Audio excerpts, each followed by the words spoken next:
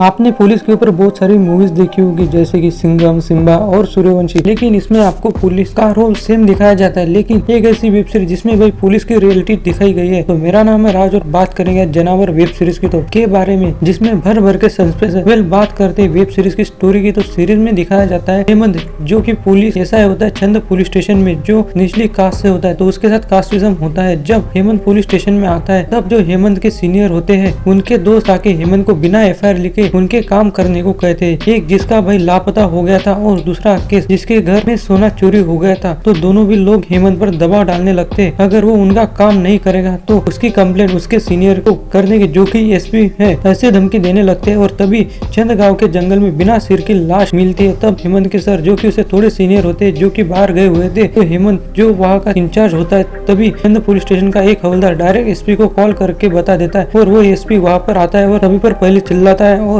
हेमंत बोलता है कि केस मीडिया में आने से पहले सॉल्व करने का और कोई पूछे तो झूठ बोलने का। और यहाँ पर हेमंत की छुट्टी अप्रूव हो गई थी क्योंकि उसकी वाइफ प्रेग्नेंट होती है, लेकिन इस केस की वजह से उसकी छुट्टी कैंसिल हो जाती है। अब हेमंत के ऊपर बहुत ही प्रेशर होता है। 2 केस पहले से थे और अब एक केस भी। अब हेमंत लग जाता है केस को सॉल्व करने, लेकिन स्टार्टिंग में उसे कोई क्लू भी नहीं मिलता है। वो बस पागलों की तरह क्लू ढूंढने लगता रहता है। रात में जब जंगल में वो क्लू ढूंढने जाता है तो उन्हें जंगल में एक आदमी मिलता है जिसे पहले पुलिस बहुत बुरी तरह से पीटती है। और इस वेब सीरीज में साफ साफ बताया जाता है क्यों पुलिस लोगों को इतनी बुरी तरह से पीटती है। वेल, कहानी पे आते हैं। इसी बीच हेमंत की वाइफ एक बच्चे को जन्म देती है, लेकिन जो हेमंत की वाइफ है वो अपर कास्ट से होती है और उसके पेरेंट हेमंत को पसंद नहीं करते क्योंकि वो लोअर कास्ट से होता है। और हेमंत की वाइफ के पेरेंट उसे बच्चे को भी देखने नहीं देते। जब उसकी वाइफ को पता चलता है कि उसके पेरेंट ने हेमंत को बच्चे को देखने तक भी नहीं दिया, ये सुनकर वो उन पर गुस्सा करती है और उन्हें यहाँ से निकाल देती है। और अब जब हेमंत हॉस्पिटल बिल भरने जाता है तभी उसके सीनियर का कॉल आता है और कहता है कि बात मीडिया तक पहुँच गई है, उनका मुंह बंद करने के लिए पैसे अरेंज करो, ऐसा कहता है। और हेमंत हॉस्पिटल बिल भरने वाले पैसे अपने सीनियर को देता है और उसका सीनियर उसे 1 हफ्ते का टाइम देता है। हेमंत फिर और भी मेहनत करने लगता है केस को सॉल्व करने के लिए। उसके पुलिस स्टेशन में एक आदमी काम करता है जिसका नाम होता है राकेश, जिसकी वह किसी और के साथ भाग गई। और राकेश को एक बेटी भी होती है जो कि उसकी सारी ख्वाहिशें पूरी करता है। बात करते हैं हेमंत की, जिसको पहले लाश मिली उसका फोन ट्रेसिंग पे लगा दिया और वो मोबाइल राकेश के पास मिलता है। पहले पुलिस उसे पीटती है और बोलता है कि उसने किसी बेवड़े से खरीदा था। तो पुलिस थोड़ा इन्वेस्टिगेट करती है तो उन्हें भी राकेश की बात नहीं लगती है। लेकिन जब हेमंत तो चोरों को पकड़ता है तो चोर उसे बता दे कि चोरी किया हुआ सोना कहाँ पर बेचा जाता है। और पुलिस उसे पकड़कर लाती है तो मार खाने से पहले ही बता देता है ज्वेलरी वाला और सारा सोना भी वापस कर देता है। तब पुलिस उसे छोड़ देती है और जिसका सोना चोरी हुआ स्टार्टिंग में उसे बुलाकर पूछते है कि तुम्हारा सोना है क्या, लेकिन वो नहीं बोलता है। तो पुलिस कहती है तुम्हारा जितना सोना था उतना वजन का सोना लेकर चले जाओ। तभी हेमंत उस सोने में एक सबूत मिलता है, जिसके बाद वो फिर से उस ज्वेलरी वाले को पकड़ कर लाता है और उसे पीटने लगता है। और उस ज्वेलरी वाले को राकेश भी दिखाई देता है पुलिस स्टेशन में और वो उसे पहचान लेता है और पुलिस को बता देता है। पहले हेमंत को भरोसा नहीं होता है, लेकिन वो कंफर्म